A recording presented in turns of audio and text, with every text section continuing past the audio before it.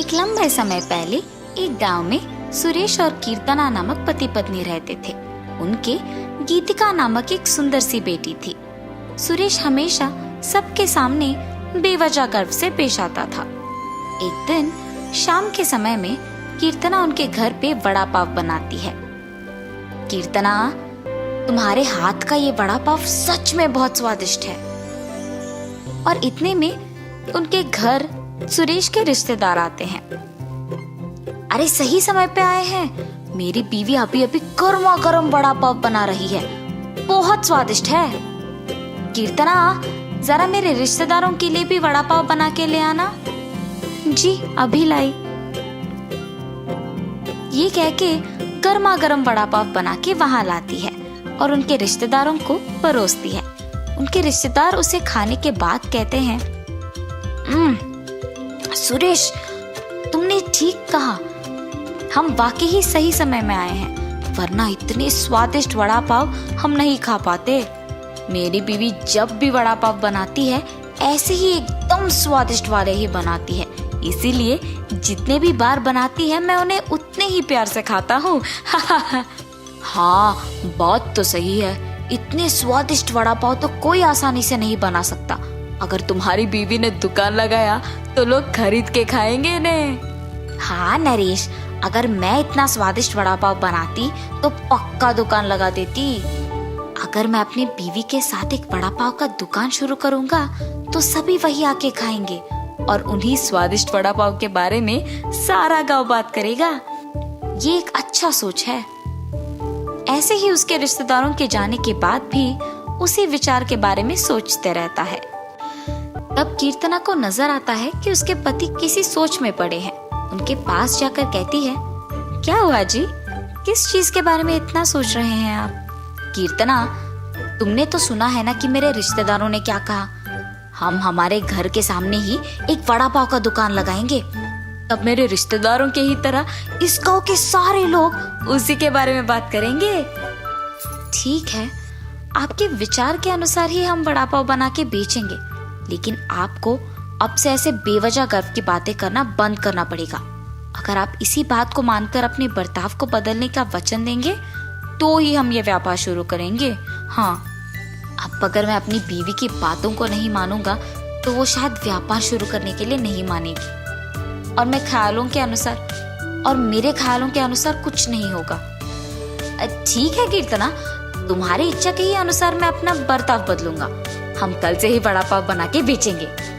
और ऐसे ही वो बाहर जाकर वड़ा पाव की तैयारी के लिए जरूरी सामग्री लेकर आता है और अगले दिन नरेश उनका दुकान शुरू करके उसकी बीवी को वड़ा पाव बनाने के लिए कहता है। कीर्तना उसके पति के बातों के अनुसार ही वड़ा पाव बनाना शुरू करती है। स्वादिष्ट और गर्मा गर्म वड़ा पाव, आइए बाबू आइए। ऐसे जोर जोर से चिल्लाने के कारण उस तरफ जाते हुए सारे लोग आकर्षित होकर उसके दुकान आते हैं और वड़ा पाव लेके उन्हें खाने लगते हैं। सुरेश, वड़ा पाव तो बहुत गर्म और स्वादिष्ट है। हाँ, अब तक मैंने इतने स्वादिष्ट वड़ा पाव कहीं नहीं खाया है। हाँ, मेरी पत्नी बहुत अच्छा वड़ा पाव बनाती है, उसकी तरह तो और कोई नहीं बना सकता है। ऐसे उनको वड़ा पाव देकर उनसे पैसे लेता है। उस रात को जब बैठ के वो आए हुए पैसों की गिनती करने लगते हैं तो कीर्तना कहती है, अरे वाह, पहले ही दिन हमें लाभ आया है जी। निवेश के पैसों से ज्यादा पैसे तो हमने कमाया है। क्या सच में? अगर हमने ऐसे ही इसे बरकरार रखा ना तो जल्द ही हमारा बहुत बड़ा व्यापार बन जाएगा कीर्तना। हाँ, आप सही कह रहे हैं। पहले ही दिन उतने पैसे देख पति पत्नी दोनों खुश होते हैं। ऐसे ही वो हर रोज उनके सोच के मुताबिक वड़ा पाव बना के उसे बेचते हैं और कुछ ही दिनों में उनका व्यापार अच्छा चलने लगता है।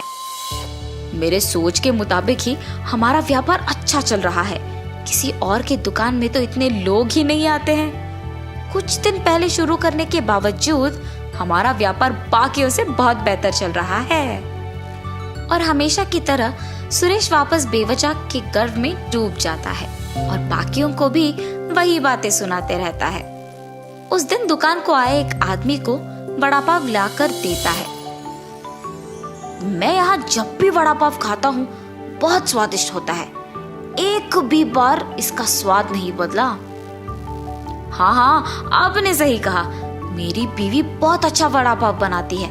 नया व्यापार होने के बावजूद बाकियों से हमारा बहुत अच्छा चल रहा है। हाँ, ऐसे ही वहाँ मौजूद सभी से बात करता है और ऐसे ही बात करते हुए वो उन लोगों से पैसे लेना भूल जाता है। उसके पैसे ना लेने के कारण सभी वहाँ आके उसकी गर्व की बातें सुनकर पैसे दिए बिना चले जाते थे। कुछ दिन बाद सबको जब सुरेश की कमजोरी का पता लग गया तो वो वड़ा पाव मंगा के उसे खा के पैसे देने के लिए उसके पास जाकर वड़ा पाव के बारे में बात करना शुरू करते थे। सुरेश उनके बातों में पड़ के गर्व की बातें करता था और उनसे पैसे लेना भूल जाता था और कुछ देर बाद वो लोग वहां से पैसे दिए बिना चले जाते थे। सुरेश के इस बर्ताव के कारण उनके व्यापार में नुकसान होता है और अचानक उनके सपने टूट जाने पर पति पत्नी दोनों बहुत निराश होते हैं। कीर्तना, मुझे माफ करो, इस सब का कारण मैं हूँ। मेरे इस झूठे गर्व के कारण ही सबको मेरी कमजोरी का पता लग गया और उन्होंने उसका फायदा उठाया, इसीलिए हमें अब नुकसान भुगतना पड़ रहा है। ऐसे कह के बहुत दुखी होता है। आपको अपनी गलती का एहसास हो गया, बस ये काफी है। अब से हम हमारा व्यापार ढंग से चलाएंगे। ठीक है कीर्तना। और तब से पति पत्नी दोनों उनका वड़ा पाव का व्यापार बहुत अच्छे से चलाते हुए खुश रहते हैं। भुट्टे वाला। एक गांव में 3 सबसे अच्छे दोस्त भूषण, रवि और संतोष रहते थे। इन तीनों दोस्तों ने मिलकर मकई की फसल की कटाई शुरू की। उनकी पत्नियां नाश्ते के डिब्बे के साथ रोज खेत आती थीं और अपने पतियों को खाना खिलाती थीं। तीनों किसान एक दूसरे के बहुत करीब थे, यहाँ तक कि उनकी पत्नियां भी एक दूसरे के बहुत करीब थीं।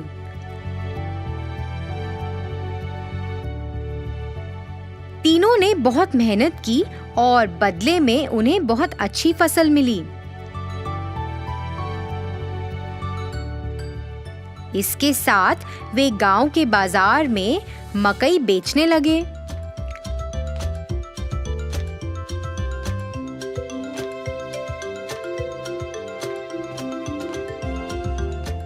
कुछ ही समय में स्वाद और मिठास के कारण सभी मकई भुट्टे बिक गए और दिन के अंत में उन्हें खूब कमाई हुई।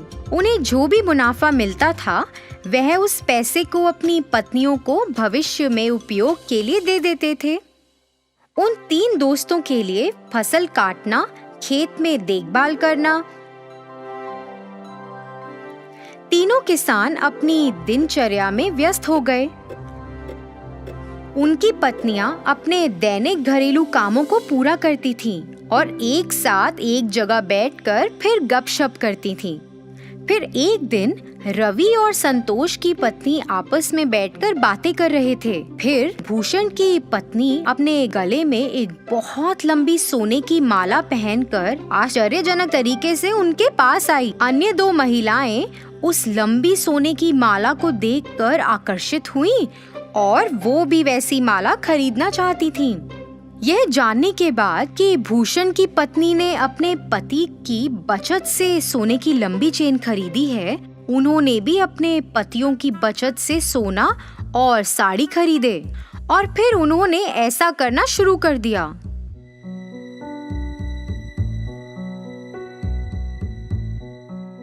पतियों ने अपनी पत्नियों को सोने की माला और महंगी साड़ी पहने देखा और उनसे इसके बारे में पूछा। ऐसा बेफजूल खर्च पर पैसा बर्बाद करने के कारण वह सभी अपनी पत्नियों से नाराज थे और तीनों गुस्से में घर से निकल गए और सीधे खेत में आ गए। तीनों ने इस पर चर्चा की। वह उन्हें सबक सिखाना चाहते थे। उन्हें ऐसा लगा कि अगर वह अब सही निर्णय नहीं लेंगे तो भविष्य में नुकसान उठाना पड़ सकता है। इसलिए वे एक विचार लेकर आए जो इस मामले में उनकी मदद कर सकता था। इसे लागू करने के लिए सभी घर वापस गए। हमारे भविष्य के बारे में बिना सोचे तुमने हमारी बचत को बर्बाद कर दिया। इसके बदले में तुम्हें एक व्यवसाय या नौकरी करके अपने सोने और साड़ियों के मूल्य जितना पैसा कमाना पड़ेगा।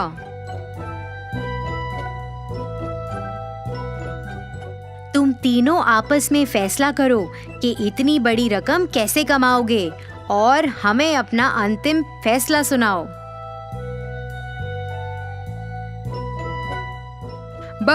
हमें बस ये बताएं कि आप तीनों कब शुरू करने जा रहे हैं। जल्दी निर्णय लो। आप महिलाओं के पास सिर्फ 30 दिन हैं।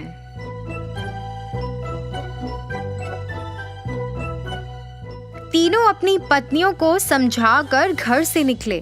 उसके बाद तीनों पत्नियां अपने सामान्य स्थान पर मिली।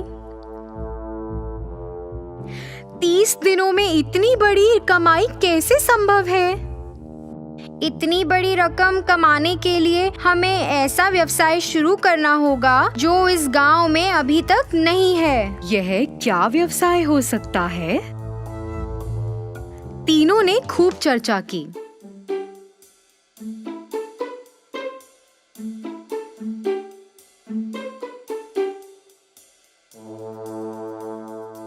अरे, मेरे पास विचार है। हमारे पति से सभी भुट्टे खरीदते हैं। हम 3 प्रकार के भुट्टे बेच सकते हैं। एक कच्चे, फिर एक तले हुए और एक वो जिस पर नींबू, नमक और काली मिर्च का लेप हो। अन्य 2 महिलाएं भी भूषण की पत्नी से सहमत थी। वे तीनों अपने पतियों के पास गईं और अपने विचार के बारे में बताया। उनकी बात सुनकर तीनों किसानों ने सहमति जताई। उस दिन से उन तीनों ने बहुत मेहनत करना शुरू कर दिया, जैसा कि उन्होंने अपने पतियों से वादा किया था। उन्होंने अपनी दुकान के ठीक सामने एक बोर्ड लगाया जिस पर लिखा था कच्चा भुट्टा 15 रुपए, तला हुआ भुट्टा 20 रुपए और तला हुआ भुट्टा नमक, नींबू और काली मिर्च के साथ 25 रुपए। एक महिला ने भुट्टे का छिलका उतारा, दूसरी ने भुट्टे को भूना और तीसरी ने भुट्टे पर नींबू, नमक और काली मिर्च का लेप लगाया। बाद में उन्होंने उसे बेचकर पैसे कमाए। हालांकि ये महंगा था, पर फिर भी लोगों ने उसे खरीदना शुरू किया। 2 दिनों में ही काफी लोग भुट्टे लेने के लिए आए। उस मीठे रसीले भुट्टे के लिए लोग लंबी कतार में खड़े होकर इंतजार कर रहे थे। दिन के अंत में उन्होंने भुट्टे बेचकर 6,000 रुपए कमाए। इसी तरह से यह 30 दिनों तक जारी रहा और उन्होंने लगभग 1,80,000 रुपए कमाए। 31वें दिन वे तीनों अपने व्यवसाय से कमाए हुए पैसे लेकर अपने पतियों के पास गईं। पैसे वापस देने के बाद उन्होंने अपने पतियों से वादा किया कि वह अपने व्यवसाय को जारी रखेंगी और कड़ी मेहनत करेंगी। इसी तरह तीनों महिलाओं को पैसों और मेहनत का मूल्य पता चला। उन्हें अपनी गलती का एहसास हुआ। उन्होंने पहले की गई गलती को कभी नहीं दोहराया। उन्होंने अपने पतियों के काम में हाथ भी बटाया। बहुत सारी कमाई के साथ वे नाम और प्रसिद्धि के साथ खुशी से रहते थे।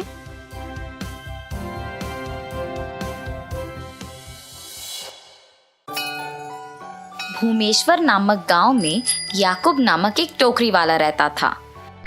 याकूब बचपन से ही अपनी माँ को टोकरी बनाने में मदद करते खुद बनाना सीख गया था। उसकी माँ का बीमारी के कारण देहांत हो जाने के बाद अकेले टोकरी का व्यापार चला रहा था। एक दिन में 25 से 30 टोकरी बनाने का सामर्थ्य बन गया था। हर रोज जंगल में जाकर टोकरी बनाने के लिए जरूरी चीजें इकट्ठा करके उनको दुकान ले जाके अपना काम शुरू करता था। जितने कर सकता था उतने टोकरी बना के बेचता था। आए हुए आमदनी से घर के लिए जरूरी चीजें खरीद कर बचे हुए पैसों को 2 अलग अलग पेटियों में इकट्ठा करता था। ऐसे ही एक दिन जब याकूब अपने दुकान में काम करते व्यस्त था, एक 13 साल का बालक वहां पे आके याकूब से भीख मांग रहा था। भैया 2 रुपए, बस 2 रुपए दीजिए भैया। बच्चे को ऐसे देख याकूब उसको 2 रुपए देता है।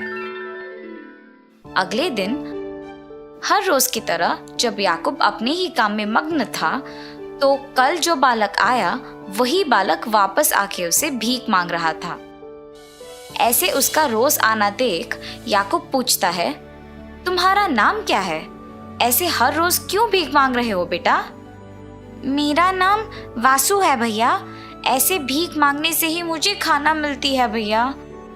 अरे रे, अच्छा ठीक है, हर रोज खाना मिलने के उपाय है मेरे पास, बताओ तुम्हें। वो क्या है भैया?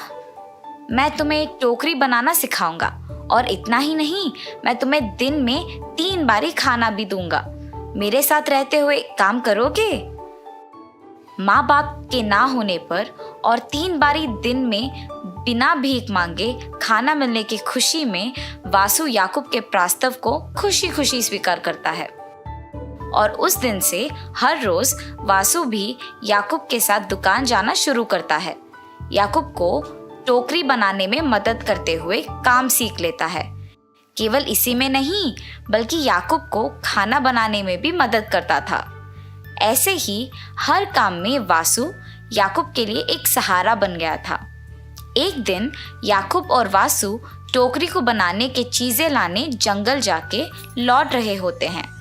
याकूब अपने सिर पे लकड़ियों को उठाता है और वासु अपने हाथ में बाकी चीजें उठाता है।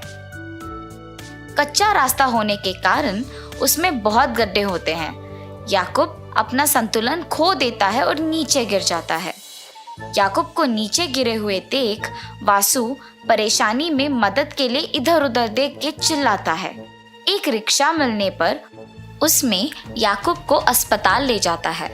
डॉक्टर याकूब की चिकित्सा करने के बाद उसके कमरे में आके कहते हैं, याकूब का बायां हाथ टूट गया है।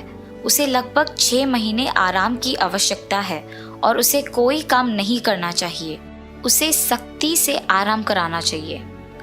याकूब को हॉस्पिटल से लेके आने के दिन से हर रोज वासु उसका बहुत ख्याल रखता था और भगवान से प्रार्थना करता था कि याकूब जल्दी से ठीक हो जाए। ऐसे ही दिन गुजर जाते हैं। बचाई गई सभी पैसे याकूब के अस्पताल के बिल, दवाइयाँ, घर के बिलों पर खर्च किए जाने पर और सारी बचत सिर्फ 2 महीने में खत्म हो जाने पर उन दोनों को पता नहीं चलता है कि आगे क्या करें। मैं वापस काम शुरू कर देता हूँ। हमारे पास खाने के लिए तक पैसे नहीं हैं। आपकी चिकित्सा को हुए कम से कम 2 महीने भी नहीं हुए पूरे। जब तक आप 6 महीने तक आराम नहीं करेंगे तब तक आप पूरी तरह से ठीक नहीं हो पाएंगे। ऐसे कहकर वासु घर के बाहर आकर सोचता है, हमें याकूब जी के दवाइयों और घर के बिल के लिए पैसे चाहिए। क्या किया जाना चाहिए? उसी समय पर उसको अपने घर के सामने 4 बच्चे भीख मांगते हुए नजर आते हैं। वो देख वासु, मुझे भी याकूब जी ने भीख मांगने की स्थिति से टोकरी बनाने की स्थिति तक ले आए। उसी तरह मैं इन बच्चों को टोकरी बनाना सिखाऊंगा और इनका मदद करूंगा। तब इससे हमें पैसे मिलेंगे और हम याकूब जी के लिए दवाइयाँ ले सकेंगे। ऐसे सोचकर वासु उन बच्चों के पास जाता है। ऐसे भीख क्यों मांग रहे हो? बिना भीख मांगे तुम्हें हर रोज खाना मिलने का उपाय मेरे पास है। मेरे साथ आओगे? 3 बारी खाना खाने की आशा में बच्चे वासु का कहना सुनकर आते हैं और टोकरी बनाना सीखने के लिए आते हैं। वासु उनको सिखाने के लिए अपनी तरफ से बहुत कोशिश करता है, मगर वो बच्चे श्रद्धा नहीं होने पर सीख नहीं पाते और अंत में उन्हें सिखाने के दौरान वासु खुद कुछ टोकरियां बनाता है और जो पैसे उससे मिलता है उसे बचाता था। ये सब देख के वो बच्चे कोई ना होने के समय पे आके वो पेटी खोल के पैसे लेके वहां से भाग जाते हैं। हर रोज की तरह जब वासु दुकान खोलने आता है तो देखता है कि दुकान पहले से ही खुली हुई है। अंदर किसी के ना होने पर परेशान होता है और अंदर जाता है। पैसों के पेटी थोड़ा खुला होने के कारण वो उसे पूरी तरह से खोलता है और उसे खाली देख के वो घबरा जाता है। फिर वो समझता है कि निश्चित रूप से उन 4 बच्चों ने ही लालच के कारण पैसे चुराए होंगे। वो हर जगह उन्हें खोजता है, सभी गलियों में, लेकिन वे कहीं नहीं मिल रहे थे। इसके साथ वो घर लौटता है, बहुत निराश होते हुए। रोते हुए घर आए वासु को देख, क्या हुआ वासु, क्यों रो रहे हो? गलती हो गई याकूब जी, मुझे माफ कीजिए। क्या हुआ वासु, ये तो बोलो। और वासु याकूब को सब कुछ बताता है। रोना मत वासु, तुमने एक अच्छी सोच से उनकी मदद करने की कोशिश की और पैसों के लालच में वो लोग चोरी करके भाग गए। इसमें गलती उनकी है, तुम्हारी नहीं। अच्छे लोगों को अच्छा ही होता है। ऐसे वासु को याकूब ने समझाया। याकूब के बचत के थोड़े पैसे वासु को देकर टोकरी बनाने की चीजें लाने कहता है। वासु के लाए चीजों से टोकरी बनाने में याकूब से जितना हो सके उतना मदद करता है और वासु को अपना साइकिल देके टोकरियां बेचने बाहर भेजता है। और ऐसे ही दोनों से जितना हो सके उतना काम करके पैसा कमा के खुशी से जीते हैं। इस कहानी का नैतिक है, ये जरूरी नहीं है कि गलत करने वालों से हम अच्छे से ना पेश आए। उनके बर्ताव से उनका स्वभाव पता चलता है और तुम्हारे बर्ताव से तुम्हारा स्वभाव पता चलता है।